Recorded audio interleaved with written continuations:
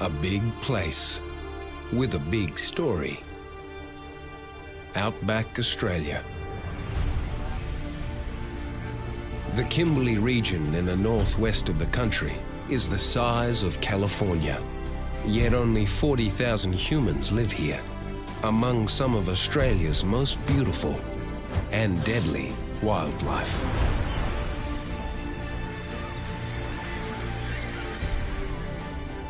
This is beautiful country. This is untouched country.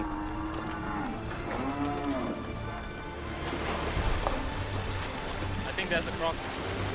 Watch out, watch out, watch out, watch out! Fire.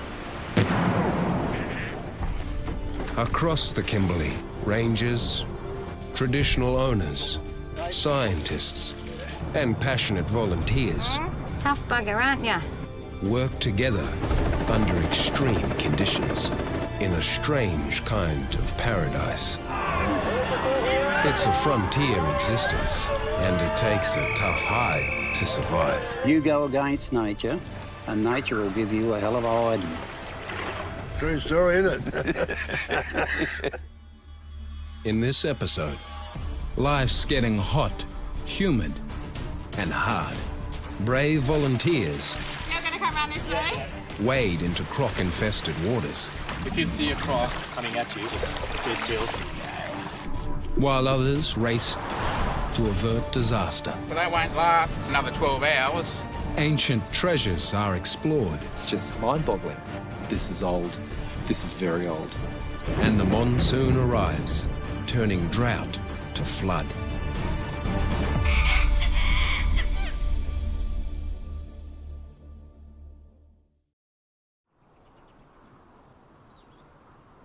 It's early spring in the Kimberley.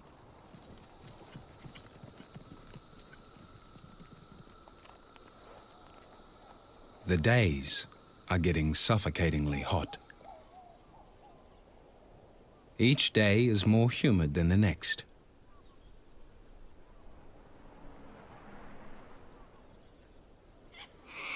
As a monsoonal trough edges back towards this parched corner of the continent,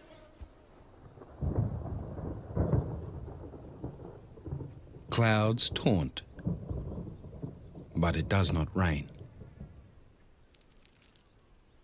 The locals call it the tropo season, when only madness reigns. In the driest part of the country, Hang on, John, I'll come out behind you. I'll go around behind you. gold diggers, Honest John and Steve, are starting work. Honest John's training me up because we're going into an economic crisis shortly and Economic crisis, and we're going to make our fortune. survival of the fittest. Oh, yeah.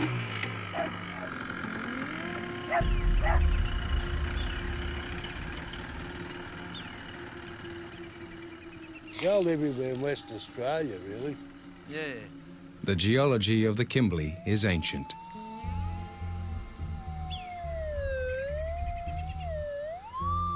Underground, it stores beds of gas and iron ore.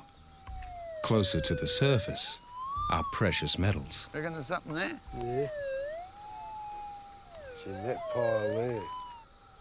The weathering and upheaval of Kimberley rock reveals long-buried treasures.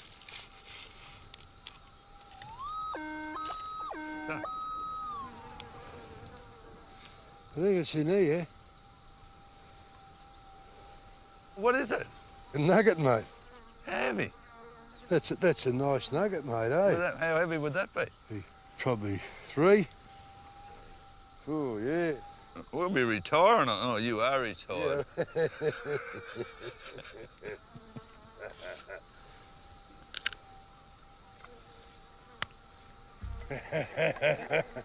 It's only the real battlers who deserve them that get them, mate, you know? I battled all my life, helped people and done everything, and now God's paying me back.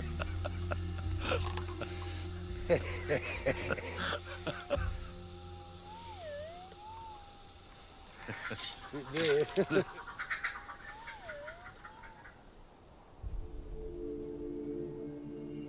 After months with no rain, the only water left in the vast expanse of the outback are the small rivulets and billabongs. They provide a precious oasis.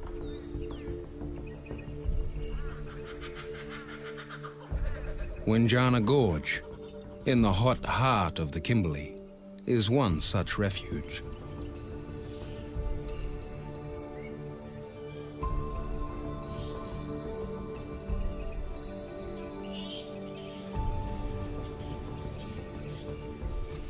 This oasis will continue to water her flock as so much of the Kimberley desiccates.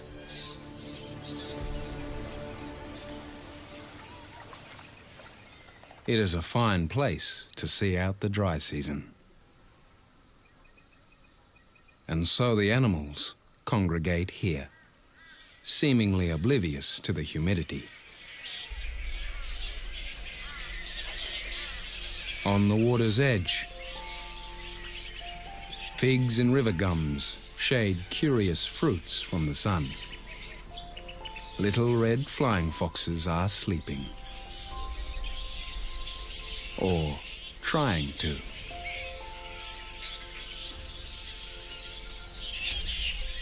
It's hard to kip when you live in a colony of thousands.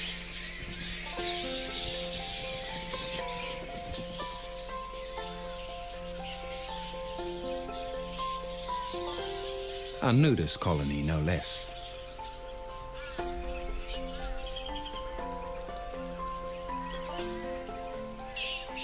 Although megabats, these mammals are so light, gravity doesn't affect their blood flow. So, no head rushes.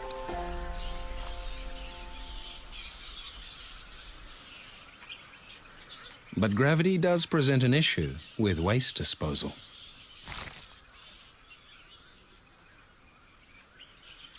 Requiring bats to turn wrong way up to keep their faces clear. Of course, those hanging below may still cop an eyeful. But bats have turned this into a positive. Waste tells the story of a neighbour's digestive adventures.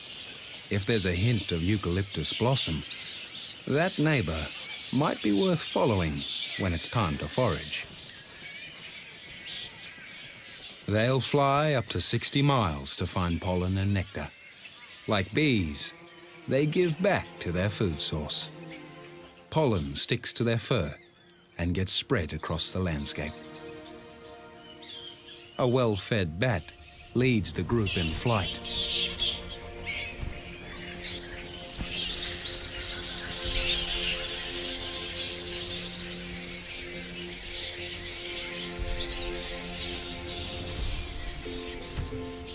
Before leaving, they need to rehydrate. They do this by dipping their bellies.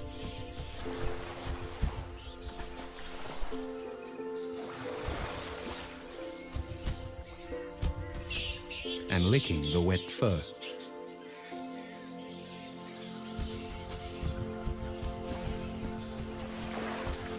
It's a move fraught with risk. The crocs are waiting.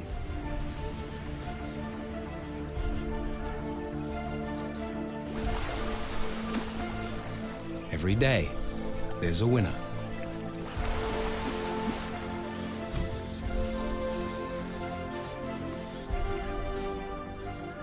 And there's dinner.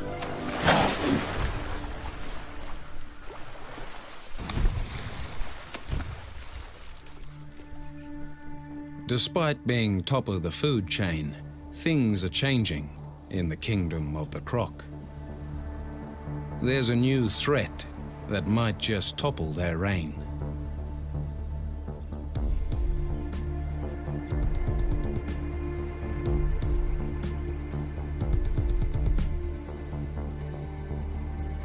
The cane toad. This Terminator toad has expanded across the country since arriving from South America in the 1930s. From the Queensland coast in the east They have advanced across the continent and have now reached the Kimberley in the west.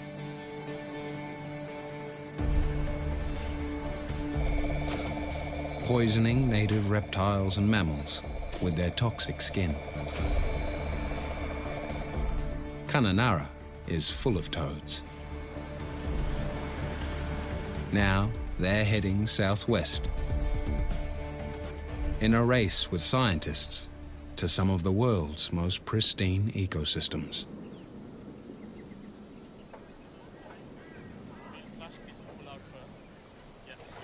We'll all drag a net from this end. Cane toads haven't yet reached the oasis at Windjana Gorge. Yep, okay. So there. Let's put the net across here. Scientists and volunteers descend.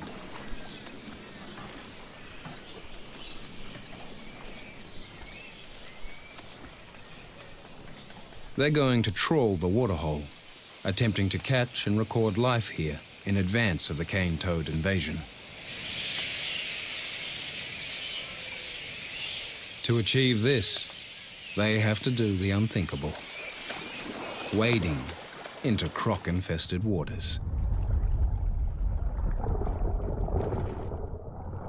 If you see a croc coming at you, just stay still.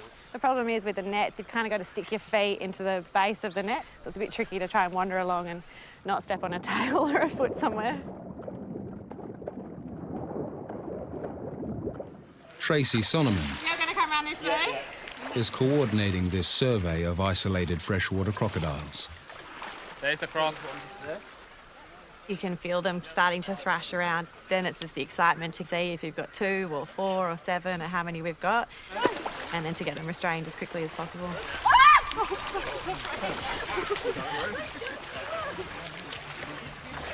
Get it in. Get it up.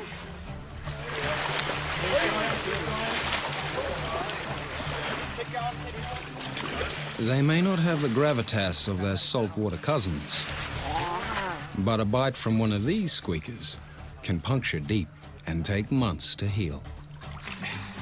Herpetologist Ruchira Samawira is trying to keep the captures safe for all species. So this is where most accidents would happen. One thing they've learnt about crocs, they have fine memories.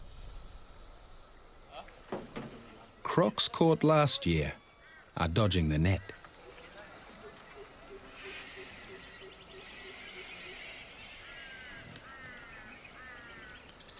It's no wonder the crocs are reluctant volunteers. Tied like charms to a bracelet, the crocs are kept cool and hydrated, while the rest of their brothers and sisters are rounded up. Where do you want him? By midday, a respectable sample of 60 crocs has been captured. Go through the process up here of making them as comfortable as we possibly can. Okay. 3, 2, 1, go down. Takes about probably 2 or 3 hours to actually process all the crocodiles, and bit by bit we'll be releasing them back into the water. Beautiful colour. Yeah, it's a nice big one. Oh, why do they always wait on me? Tracy needs to build a picture of this population at this moment in history. We go through and do all the morphological measurements for them. So how long they are, what sex they are, how big their head is. 42.5. So we get an idea of their condition and their health. That's a big girl. We also take a genetic sample. This information may soon tell a story of what has been lost. When the cane toad reaches Windjana Gorge, the freshwater crocodiles will experience a population decline, as has happened in other parts of Australia. It's not something that we can stop. It's really just a matter of managing the fauna that they impact on and the areas that they're coming through. Let me know when you're ready, Reed. Yep, we'll let you know. And we just got to try and manage them as part of the ecosystem almost. Not knowing the toad is toxic, freshwater crocs could poison themselves by feasting on the invasive species. There's not much water available, so all the cane toads come to water pools where all these crocodiles congregate to dehydrate themselves. So the encounter rate would be very high.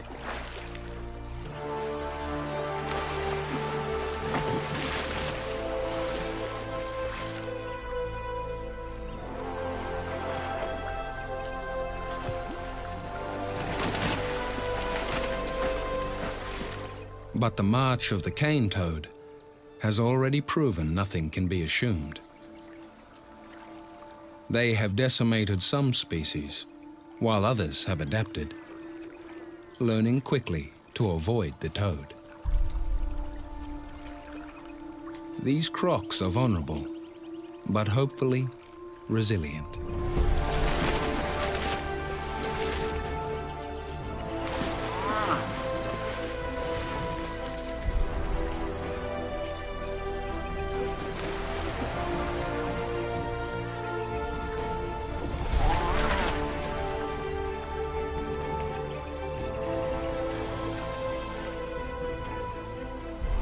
There you go. Watch out, watch out, watch out, watch out!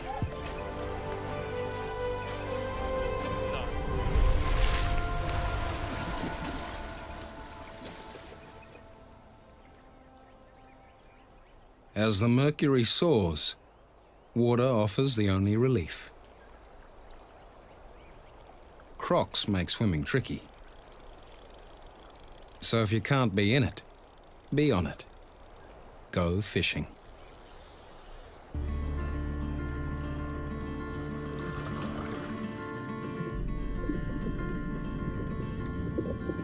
The fish locals love to catch is the barramundi,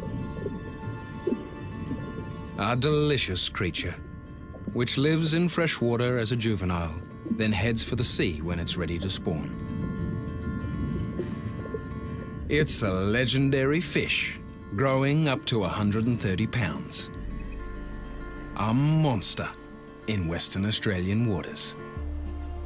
But at Lake Kununurra, a popular fishing hole, a dam wall has gotten in the way of this ancient breeding pattern. The fish can't spawn, and the fishing lines are hanging limp.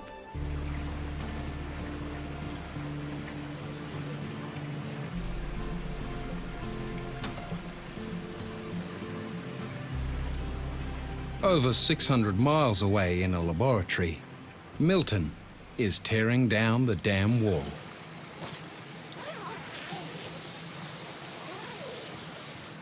See how hungry they are today.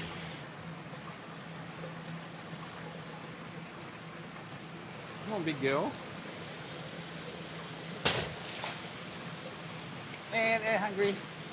Milton and his colleagues have created an artificial breeding cycle so they can restock Lake Kununurra with the beloved barramundi. It all starts with these wild-caught females. Yeah. The backbone of the breeding program. Well, there's a few individual fish that are quite tame. Let you touch them and play with them. It's like this with a sore lip. Call them lip. Milton dotes on them, like a pen full of puppies. Doesn't mind a pat and a scratch, and you push around. You feed them every day, you look after them, you get quite attached to them. Today is a big day for Milton and his fish. It's time to spawn, lab style.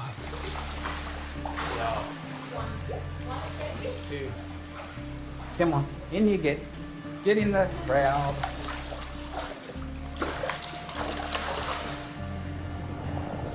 It's about as full as you'd want the crowd too. There's a lot of biomass in there.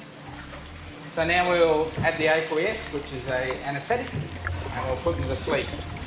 We need them to sleep so that they don't hurt themselves or us when we handle them. So we'll watch them now and they'll start to get dopey and eventually they'll roll over on their backs.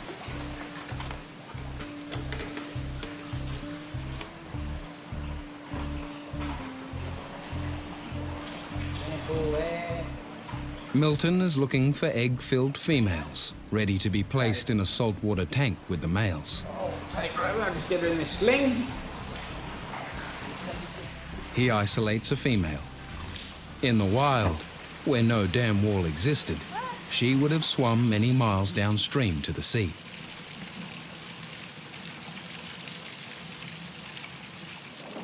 Here, she wakes up having arrived. Do your business, my boy. They're looking all right, they're recovered well.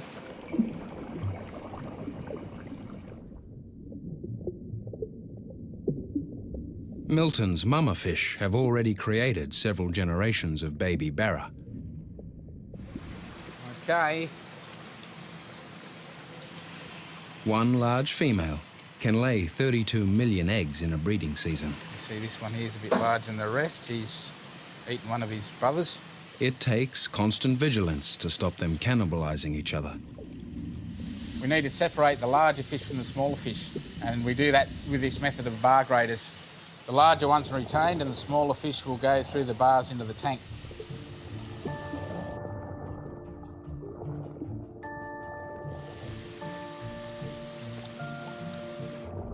Their start in life might bear no resemblance to the wild version. Here they come. And they go through to here. Oh, coming, Jaden, you ready?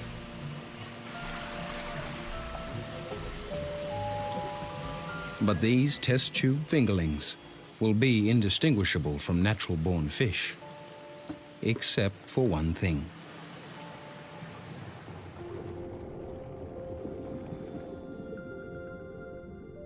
They are bathed in a non-toxic luminescent solution, which soaks into the skeleton, making these fish forever identifiable as captive bred. These glow-in-the-dark fish are now ready to do their man-made migration across the Kimberley, except for a handful of casualties who get Googled. This is Google. Google's a resident goanna.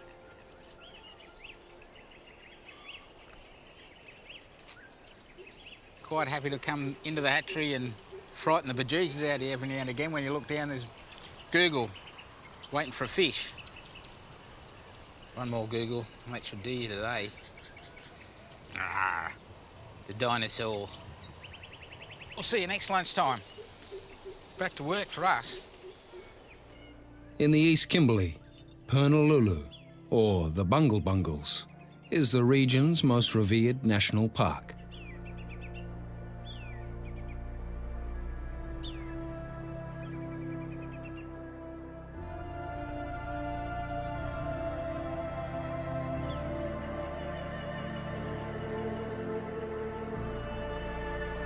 Two men are starting their day's work in this spectacular office. Vincent and Cyril are resident rangers at Pernalulu.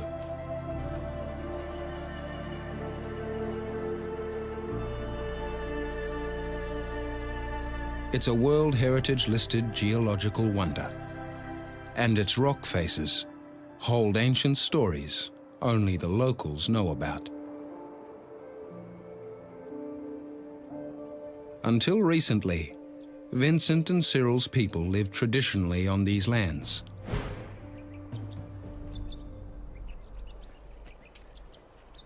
I've been coming here since I was a little kid. All the old people would show us sacred sites and everything, show us places of significance in the area. Only discovered by the outside world 30 years ago, Pernalulu now gets over 20,000 visitors a year. They're coming to revel in the unique landscape. But off the beaten track are artworks spanning thousands of years of occupation. The value of these works is unrecognized. Protecting an oral and physical history spanning thousands of years is not something these two men can do alone.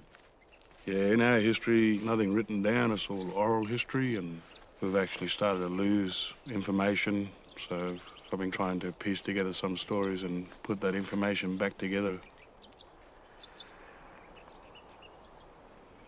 Vincent hopes archaeologist Peter Veth, who is working across the Kimberley, cataloguing thousands of art sites, might help to piece together this information. This is actually the first time I've been to Pernalulu. I've wanted to go for a very long time, a bit of a holy grail. And the thing that piqued my interest was an image of this incredible engraving, and it was an archaic face, and it was of a human, but really more than just a human. It's like some ancestral being, and it was just so different. It was so powerful, it was so evocative.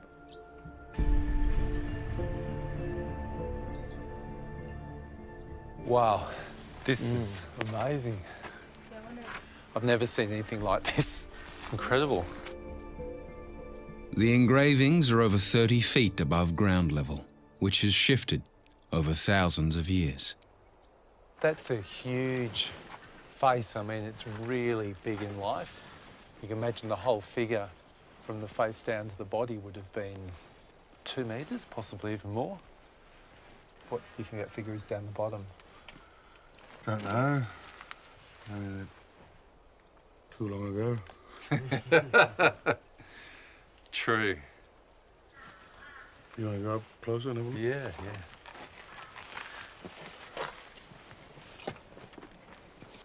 This is an amazing sight, absolutely blown away. So you can see up there. I mean, if your average visitor came in and didn't know it was old Aboriginal culture, they think this must be from Central America or somewhere else, from other peoples. It's not. This is Aboriginal art. It's incredibly early. Yeah, we've been looking at this kind of early engraving tradition, and we think it is pre-last ice age.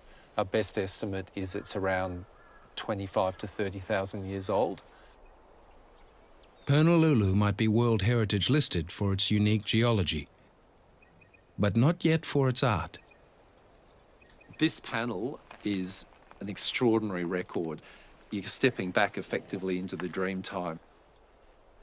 There's absolutely no question this is of World Heritage significance and should be celebrated as part of the fabric of Pernalulu.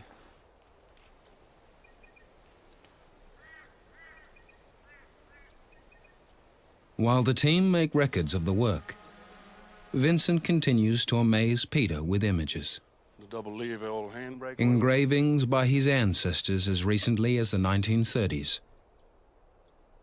Interpretations of the strange new world of white settlers. Oh, I suppose these are number plates of the vehicles. Got the MWD. This one looks like an 8BE.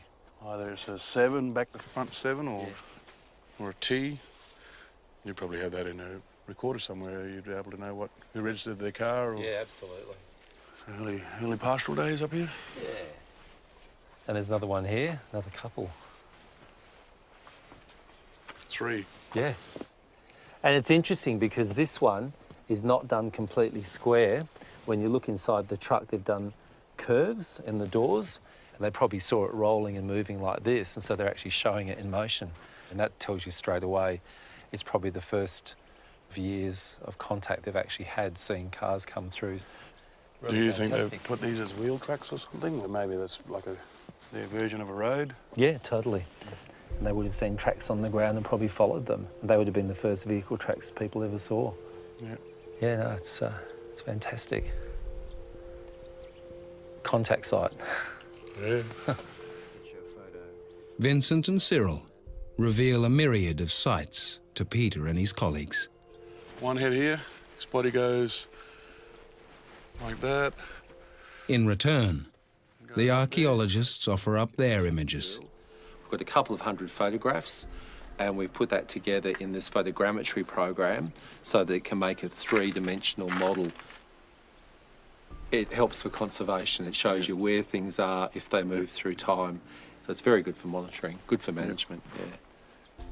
It's also a window into the past that will help Cyril and Vincent take oral storytelling into the future.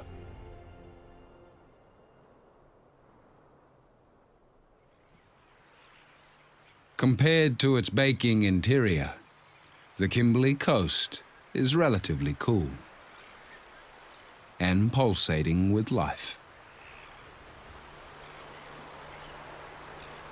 The mudflats of Roebuck Bay are the place to be.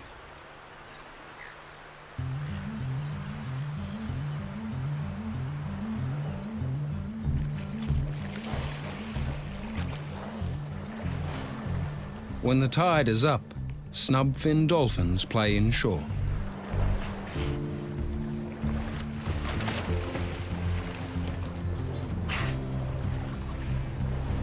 Only recognized as a species in 2005, This grinning, melon-headed dolphin catches fish by spitting at them.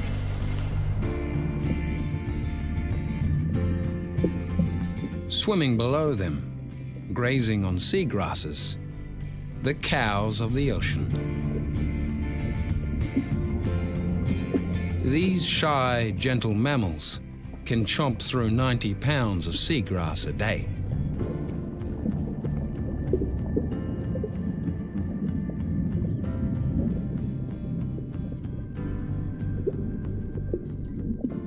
But they all swim here, at the whim of the tides.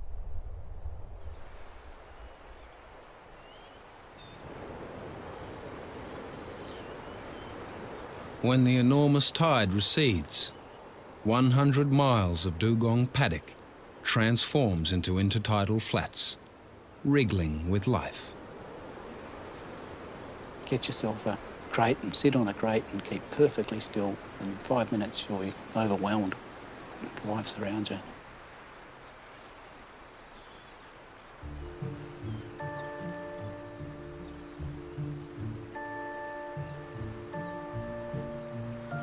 Some of the Kimberley's splendors are not so obvious, or obviously splendid.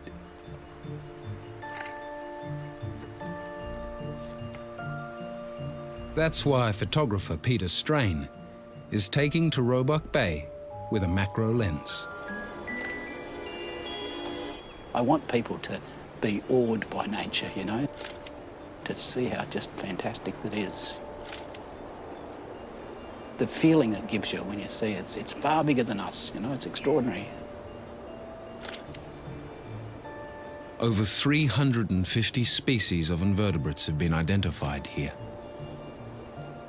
It's likely there's many more traveling incognito.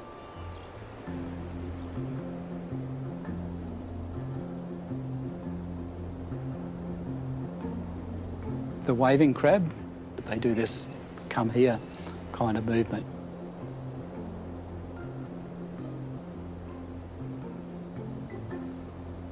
One will start doing it, and then another one will do it, and then eventually there'll be dozens of them. Like a football crowd hysteria.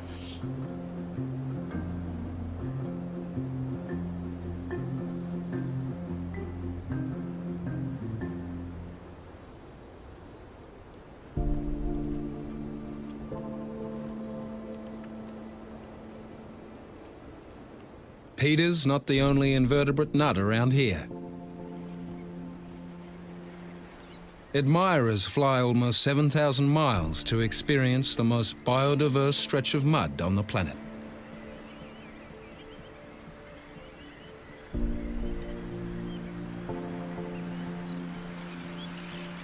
These migratory birds, some weighing as little as 1 ounce, have just flown from the Arctic, chasing rich pickings and year-round spring.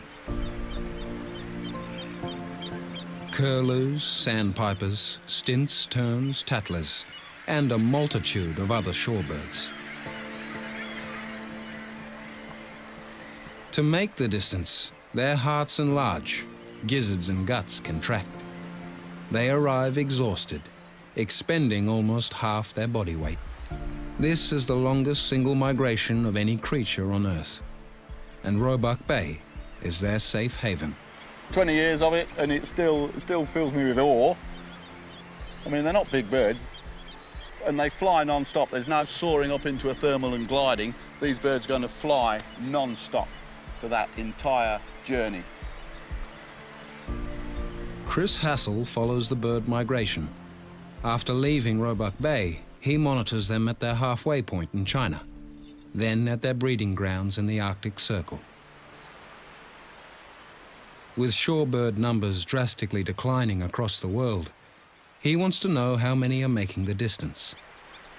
I spend 2 months each year working in China, where I see thousands of the birds from Roebuck Bay, and I see many hundreds that I've personally marked. So that's quite emotional as well. I know that I've held a bird in my hand, put a ring on it, put the bands on it, measured it, weighed it, released it, sent it off on its way. yeah, it's nice. It really is. But catching these tiny, flighty birds for marking takes military planning and heavy artillery. Tomorrow, Chris and his team will turn this beach into a bird lover's battleground.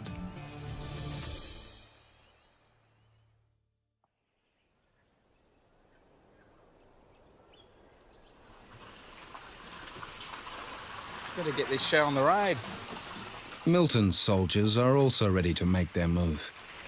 Ah, well, it's a big day. Knew them when they were button egg. His fingerlings are ready to start their peculiar migration. Gone through quite a process getting to this stage. A lot of hard work and a lot of plans come together. So it's pretty exciting to actually get something up into the lake. Then out into the wild, wild world for them. Over 4 years, Milton and his colleagues are restocking Lake Kununurra with over 550,000 barramundi. So it's very rewarding, very rewarding. It's good to put something back into nature and not just take everything out all the time. To get them there, Milton drives over 600 miles. The biggest threat to the fingerlings is the searing Kimberley heat. With each passing minute, the day gets hotter. It's now a race against time for Milton. He'll have to drive with minimal stops or risk losing months of hard work and a new generation of barra.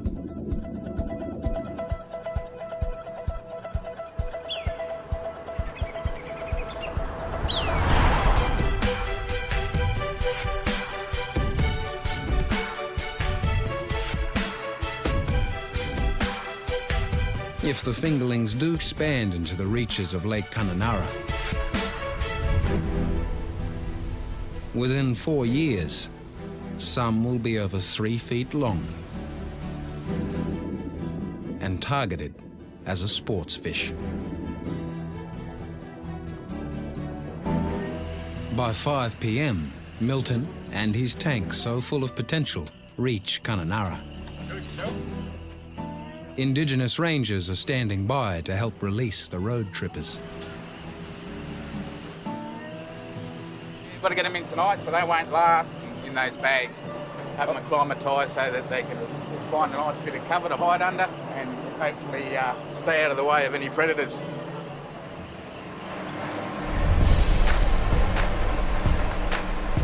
So when you've got this nice weedy banks and growth along here, you've got a lot of habitat for them to hide in, and also provides a lot of food source for them, so a lot of bugs and smaller fry and that sort of thing for them to feed on. Bringing them home, they're on their way home.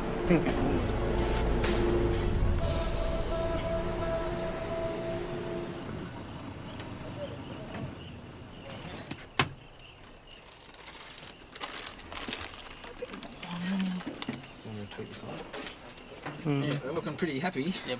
We don't want them to go into shock either, because they're going to go into the biggest tank they've ever swum around in.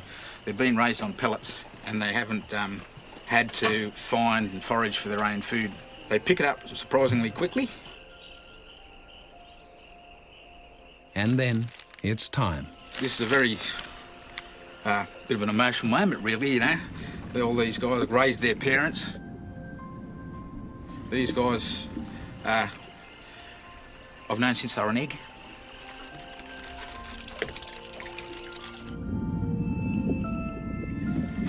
Something like that. Put your hand underneath. And we'll just let them go like that. Just turn your net inside out.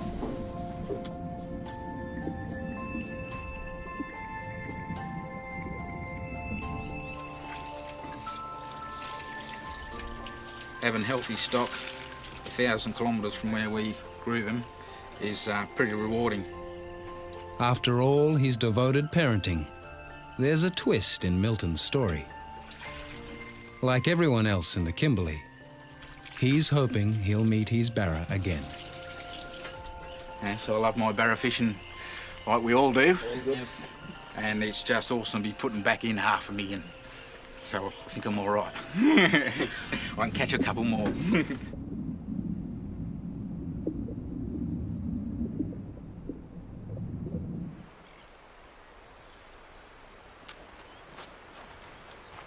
Back on Roebuck Bay, the troops are preparing to blast unsuspecting shorebirds. You'll see it's very prominent on the beach, but they're young birds, so hopefully they'll be a little bit stupid. A net connected to a cannon is buried on the beach. When birds are within range, it'll be fired over them. I can't go into how many things can go wrong, but we usually catch birds. When we come out and try, we usually catch them. But with volunteer wranglers on the ready, getting birds in range of the net is proving problem number one. We're just sending someone out, we call them a twinkler, and they're going to just do a little move of the birds and see what happens. I'm confident the birds will stay on this beach, but whether they'll end up in front of the net is another matter.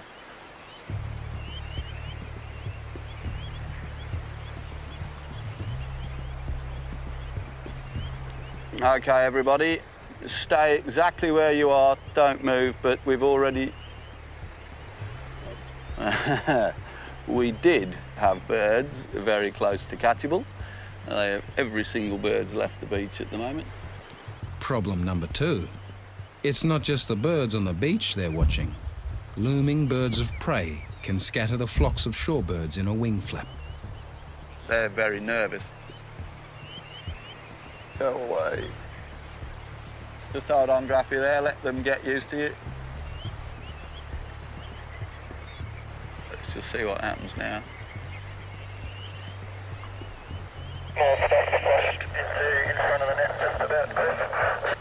Right, arm the box. Get ready. Oh, they're flying in. 3, 2, 1. Fire.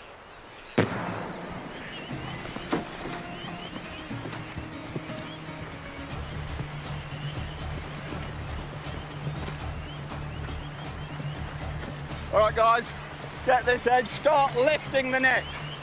Quick, we've got to get them out of the water.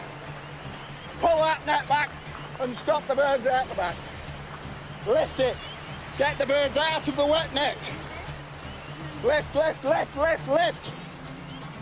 The dramatic capture has netted 170 birds and at least 12 different species. The birds are unharmed and quickly settled. Dave, get a box. They're all mixed species. There's broadies, there's curlew-sands, etc. You need to sort the species out.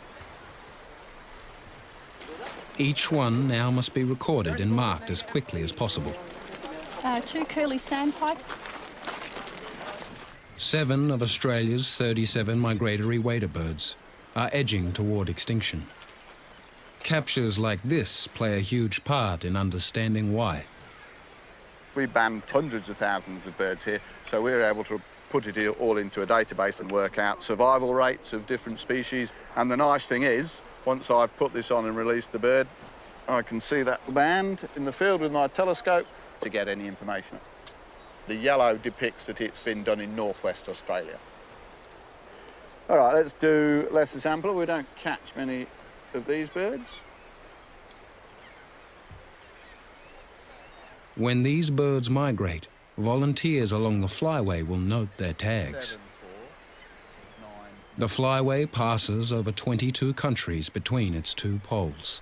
A single bird can navigate the globe every year for 25 seasons, flying as far as the Earth to the Moon within its lifetime. This bird was born in the Arctic last year. He's done his 9,000, 10,000 kilometres initial southward migration as a chick. And then next year, in April, this bird will go back to the Arctic breeding grounds. If you can get your head around this, the energy output of an 800-metre runner in the Rio Olympics, the peak of their ability, will spend 3 minutes to run 800 metres. That bird will put out the same energy output for 4 to 5 days while it flies from here to southern China.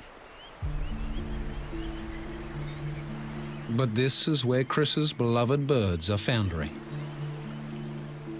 Intertidal mudflats in the Yellow Sea are basically being concreted over in vast swathes. 65% of the habitat has been destroyed in the last 50 years. 65% of the habitat. So they can fly 6,500 kilometres to northern China, no problem. But then, when they leave there, that's when we lose them from the population.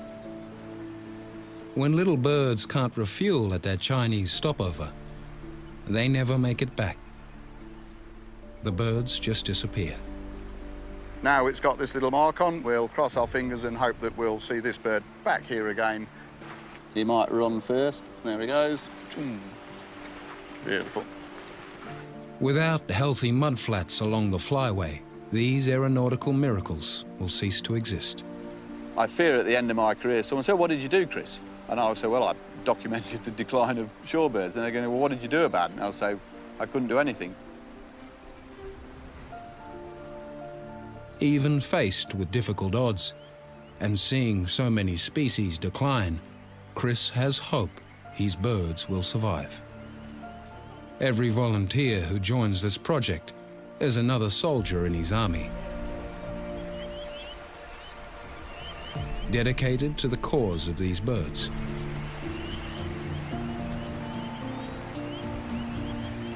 And for those birds that make it back to Roebuck Bay, despite the manhandling, they've reached shorebird paradise.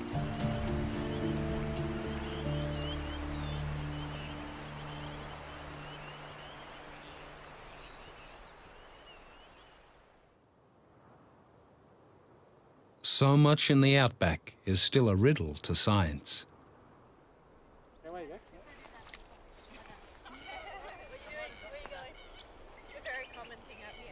Tracy Sonneman is trapping tiny marsupials and reptiles at Windjana Gorge as part of a biodiversity survey.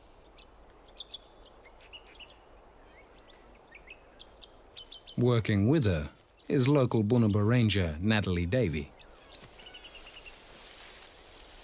Got something. Can you see him up your end? She's there. Oh, yeah.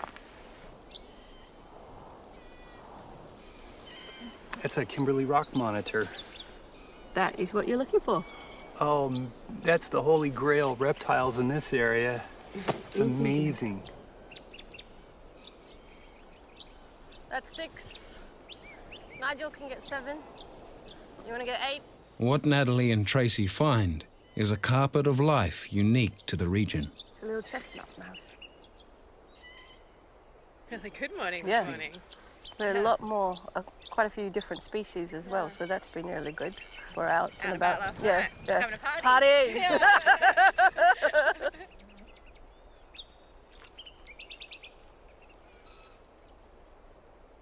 Secretive creatures, which only exist in this corner of the planet. I don't know.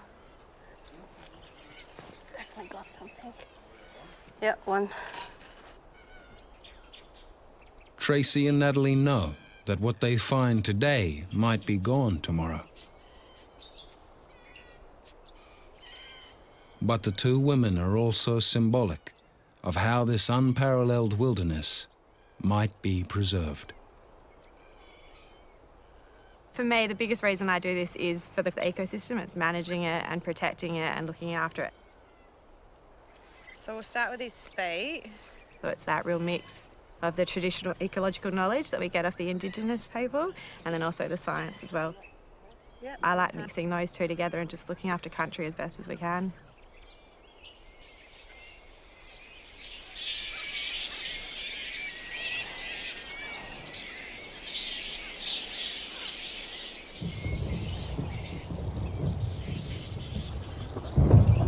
After one of the longest dry seasons on record, the clouds burst.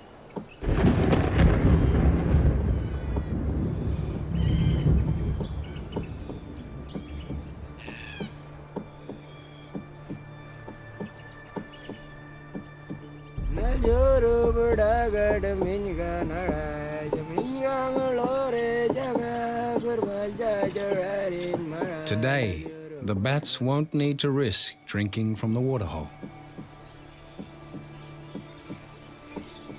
Instead, They'll lap the first drops of the wet season from their raincoats.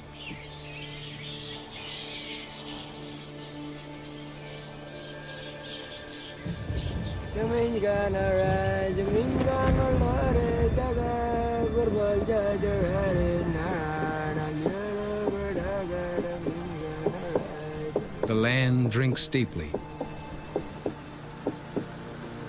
this precious gift.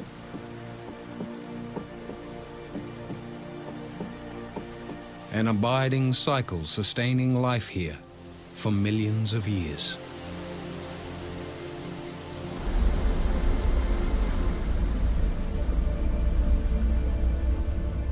Its story painted and celebrated across the expanse.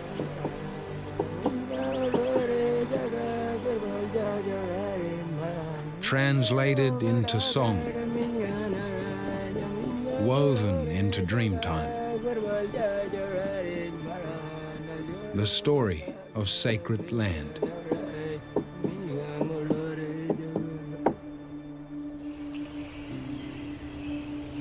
Uniquely pristine, and so precious to us all.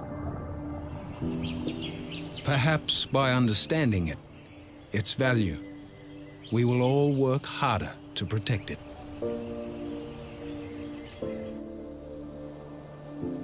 In this place we call Outback.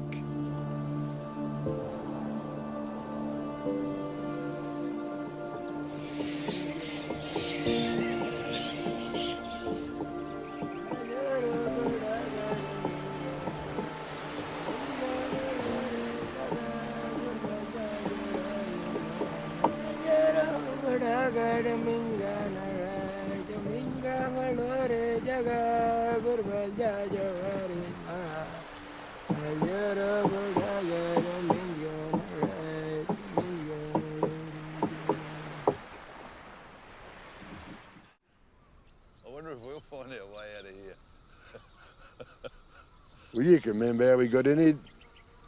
I know we didn't come over that range. No, but that... So we don't go that way. We'll just follow our tracks out. Yeah. Yeah. Oh, you got your sniffer dog anyway. She'll go home when she gets hungry. Yeah. We'll just follow her.